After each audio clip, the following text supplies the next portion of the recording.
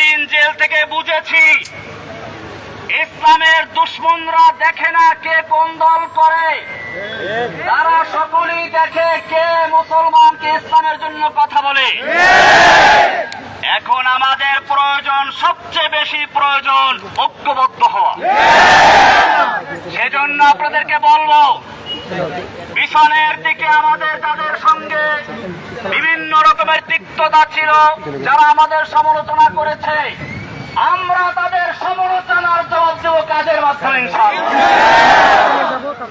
সেজন্য মনে রাখবেন, এখন থেকে আমাদের স্লোগান হচ্ছে আব হামারা এক হি কাম ইন্তেকাম ইন্তেকাম। মনে আছে মাশাআল্লাহ?